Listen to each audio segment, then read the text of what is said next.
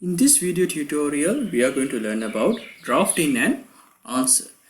Now, drafting an answer is not that hard as drafting a plane. There is very minimum standards, minimum requirements that is mandatory. So you may remember when it comes to drafting a plane, there are certain averments that are mandatory. There is jurisdictional clause, there is a clause for a stamp duty, clause for accruing that course of action. There has to be a prayer. So likewise, there is certain standard averments which you should write.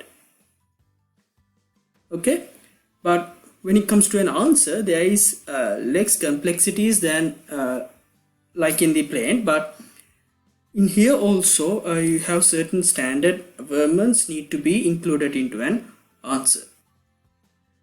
කිව්ව වගේම plaint එකක වගේ answer එකක specific format එකක් ඒ කියන්නේ අනිවාර්යයෙන්ම තියෙන්න ඕනේ කියලා ඇවර්මන්ට්ස් ලොකු ප්‍රමාණයක් නැහැ.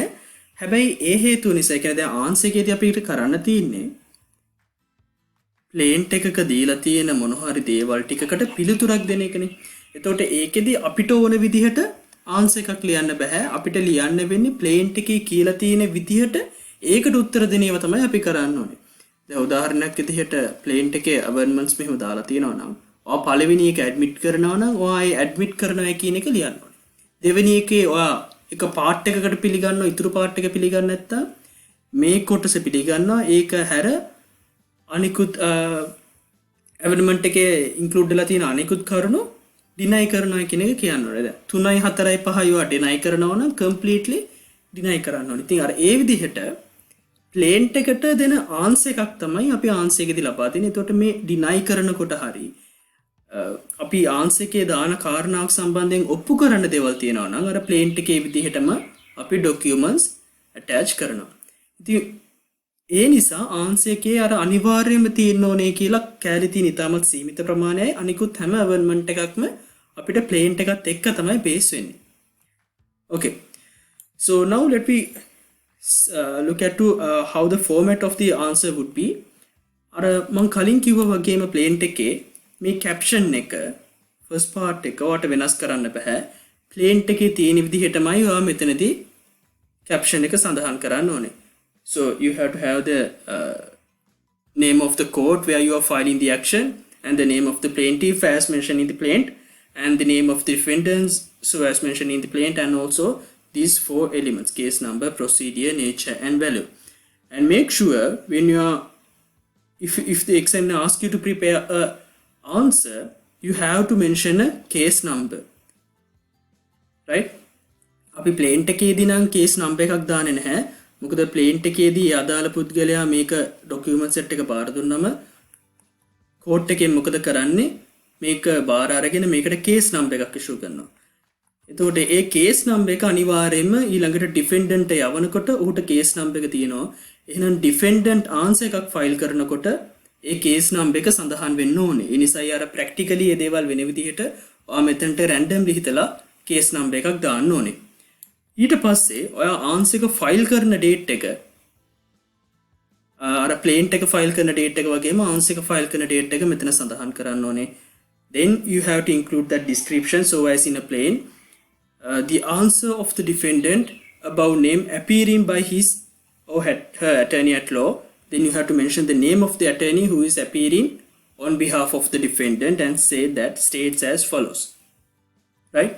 එතකොට මේකේ සමහර තැන්වලදී මේකේ ඕඩර් එක වෙනස් වෙන්න පුළුවන්. defendant above name appearing කියලා appearing by කියලා නම ලියලා ඊට පස්සේ his or her attorney කියලා ලියන්නත් පුළුවන් කැමති විදිහකට. නමුත් මේ description එක තියෙන්න ඕනේ. මේ ප්ලේන්ට් එක මේ ආන්සර් එකේ කියන කරුණු කියන්නේ attorney at law විසින් on behalf of the defendant so named in the caption, right? Okay, so then we are coming to the averments which you have to mention under the answer. Now in the averment in the answer, as you mentioned earlier as well, you are answering to the plaintiff. ඒ නිසා මෙතනදී කොහොමද answers ලියන්නේ කියන එක අපිට කියන්න බෑ. ඒක සිටුේෂන් එකේ දීලා තියෙන සිනාරියෝ එකත් එක්ක ඔයාට ප්ලේන්ට් එක ඩ්‍රාෆ්ට් කරන්න කියලා ප්ලේන්ට් එකට ආන්සර් එක ලියන්න කියනවා. එතකොට ඒ ප්ලේන්ට් එකට අනුව තමයි ඔයා ආන්සර් එක කරන්න ඕනේ. හැබැයි යම් කරුණක් ඇඩ්මිට් කරන්නේ කොහොමද? යම් කරුණක් deny කරන්නේ කොහොමද කියන එක අපි මෙතනදී කතා කරනවා. Right? Now there is an amendment that you must enter in the answer. So this first amendment I mention in here is a mandatory amendment. You must include this. Right? It says the defendant above name denies all and singular and several amendments contained in the plaint of the plaintiff, save and except those that are expressly admitted therein. Right? Defendant විසින් මේකේ expressly පිළිගන්න කරුණු හැරෙන්න අනිකුත් හැම දෙයක්ම deny කරනවා කියලා කියනවා. So this is kind of a clause which the defendant is used in order to survive himself just in case if he missed some amendment. Now for an example, the plaintiff in his plaint have 10 amendments and you have expressly denied 1, 2, 3, 4, 5, 6 and you have forgotten or negligently or somehow you missed the amendment number 10. Right? Now in that case, the plaintiff may use that negligence or the fact that you have missed this amendment as to prove that you have missed that one because you have silent on this matter because you are admitted it. If you are denies it, you would expressly or specifically denies it. Since you are silent on that, that means you are admitting it. So in order to counterattack such argument, generally the defendant's attorney at law use this clause in order to save him from certain instances where he might miss out certain clauses. So therefore he says, unless I am expressly admitted, everything else standing in the plaint is denied by the defendant. Right? So that is why it says it denies all and singular and several amendments except those that are expressly admitted. Specifically admit කරගන්න කරුණ හැරෙන්න අනිත් හැමදේම plaint එකේ තියෙන හැමදේම deny කරනවායි කියලා. ඒතකොට මේ clause එක අනිවාර්යයෙන්ම ඔයා මුලින්ම සඳහන් කරන්න ඕනේ. Right. Then if you want to admit certain amendments, what you could do is you could write the defendant admits the amendment. Then you can mention the amendment number or paragraph 1, 2, 3, 6 likewise, or you can admit it separately. The defendant admit the amendment in paragraph 1. Right? So likewise you have to admit certain amendments, and if you want to deny the amendment, you could say the defendant denies the amendments in you can either do it in the same way as I did in as you admit it. You can say paragraph 7, 8, 9, 10, or you could separately deny this amendment by giving reasons for it. Right? Amendments deny කරනකොට ඔයාට නිකම්ම deny කරන්නත් පුළුවන්. එහෙමත් නැත්නම් ඒකේ යම්කිසි කරුණක් කියන්න තියෙනවා නම් ඒ හේතුත් එක්ක ඔයාට deny කරන්න පුළුවන්. දැන් divorce action එකකදී plaint එකේ 6 වෙනි amendment එකෙන් කියලා තියෙනවා defendant may ගෙදර දාලා ගියා කියලා. Defendant has left the house on this particular date. එතකොට එහෙම දෙයකට ආන්සර් එකක් දෙනකොට ඔයාට පුළුවන් the defendant denies the amendment number 6 and further defendant states that කියලා ඔයාට ලියන්න පුළුවන් defendant මේ විදිහට මේ ගෙදර අතහැර දාලා ගියේ due to the continuous violence act done by the plaintiff. Right? Or the plaintiff has continuously neglected the defendant. අර ඒ විදිහට ඔයා deny කරනකොට ඒ deny කරන කාරණාවට හේතුවක් explanation එකක් ඔයාගේ part එකකින් කියන්න පුළුවන්. ඒකත් එතකොට ආයේ paragraph එකේම දාන්න ඕන.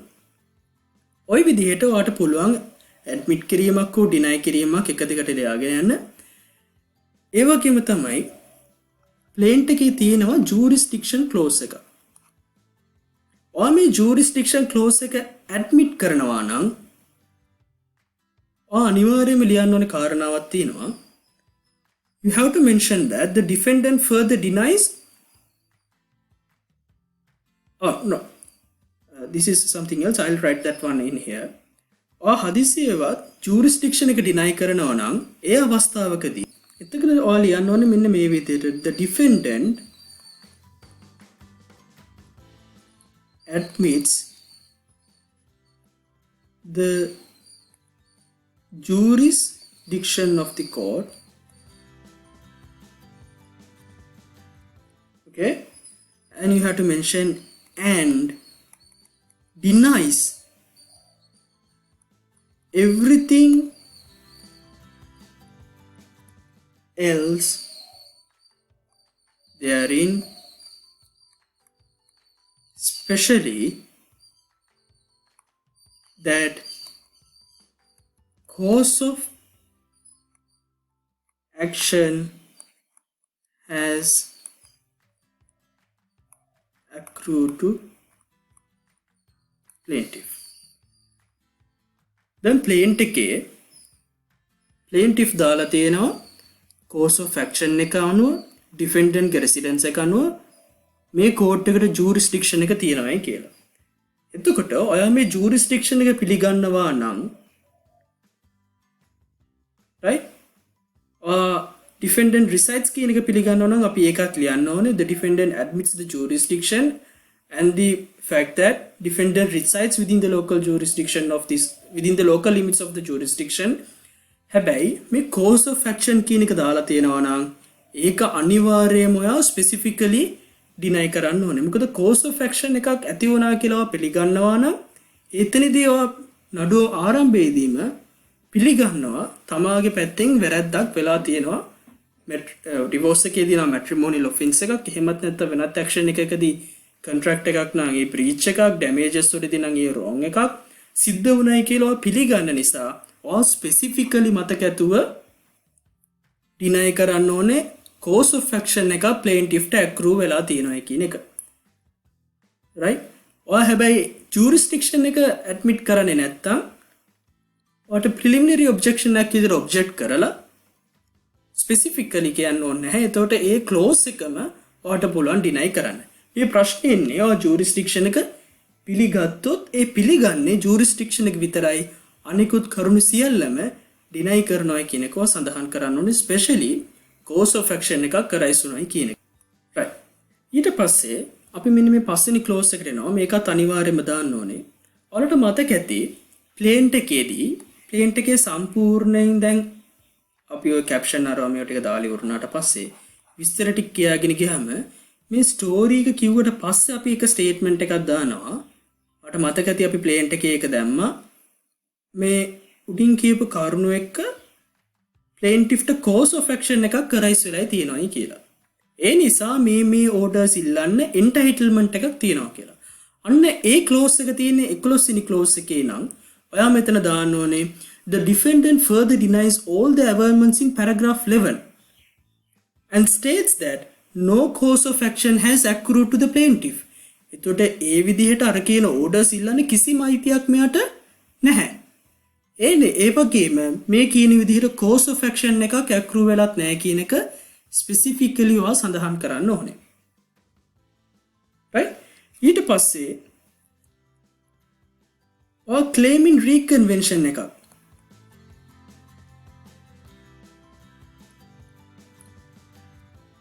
right? ඔයා demand කරනවා නම් වෙනත් දේවල් ටිකක්. දැන් උදාහරණයක් විදිහට divorce action එකේදී divorce action එක යාලා දාලා තියෙනවා malicious desertion කියලා. දැන් ඔයා කියනවා මෙයාට course of action එකක් accrue වෙලා නැහැ. මට ගෙදරින් යන්න උනේ මෙයා දිගින් දිගටම මට violent විදිහට හැසිරුණ නිසා, මාව neglect කරපු නිසා. ඒ නිසා constructive malicious desertion යටතේ මට වාසි වෙන විදිහට divorce order එකක් දෙන්න. So you are making a claim in reconvention. So such claims, either if you are entitled to certain damages due to the pain you have gone through, or so as in a defamation, so you can mention those claim in reconvention after the paragraph and before the prayers which you are going to ask from the court. So you have to mention that claim in reconvention in this particular paragraph. Right? So after the claim in reconvention, if there is any claim in reconvention, then you are writing that prayers part, or you can you can pray what you are expecting or what you are asking from this honors code. So you write it as, wherefore defendant praise you honors code, be pleased to. So this first prayer is a mandatory one. You have to mention that first of all you are asking the honors code to dismiss the action of the plaintiff. Plaintiff ගේ නඩුව dismiss කරන්න කියලා ඉල්ලනවා. ඒක අනිවාර්යයෙන්ම pray එකේ දාන්න ඕනේ. ඊට පස්සේ claim in reconvention එක යටතේ damages ඉල්ලනවා නම් ඒ damages ඔයගේ වාසියට orders ඉල්ලනවා නම් ඒ orders ওই විදිහට අනිකුත් claims ටික සඳහන් කරන්න පුළුවන්. ඊට පස්සේ අවසානයේදී අර කලින් වගේම for cost and such further and other reliefs court shall see mit කියන reliefs එක තියන්න ඕනේ. ඊට පස්සේ plaintiff වගේ දෙයිම defendant ගේ attorney sign කරනවා, attorney at law for defendant, and then you have to mention the documents you have attached to the answer. Now you may see a difference in here.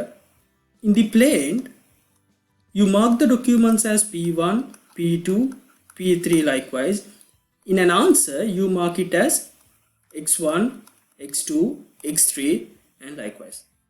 Okay, so you have to mention those documents you have attached to the plaint, attached to the answer, and then you have to sign and you have to mention that you are the attorney at law appearing for the defendant. So this is the format for the answer.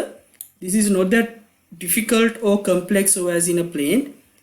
හැබැයි answer එකේ තියෙන අමාරුම කැලල තමයි ඔයා කොහොමද identify කරගන්නේ මොන points ද admit කරන්නේ මොන points ද deny කරන්නේ. ඊට පස්සේ අර අනිවාර්යයෙන්ම දාන කාරණා ටික defendant මෙන්න මේ paragraph 1 එක අනිවාර්යයෙන්ම දාන්න ඕනේ. ඊට පස්සේ අර මම කියපු jurisdiction clause එක සම්බන්ධයෙන් සහ course of action එක accrue වෙලා නැහැ කියන statement එක, ඒ වගේම pray එකේදී අනිවාර්යයෙන්ම plaintiff ගේ action එක dismiss කරන්න කියලා ඔයා pray කරන්න ඕනේ. ඉතින් ඔය දේවල් තමයි මේ reliefs තමයි ඔයාට ඉල්ලන්න තියෙන්නේ. ඔය විදිහට තමයි ඔයාට answer එකක් draft කරන්න පුළුවන්. මොන හරි ප්‍රශ්න තියෙනවා නම් ඔයාලට පුළුවන් අපේ 24/7 student care service එක කරා ඒ ප්‍රශ්න අපි විදිහට යොමු කරන්න.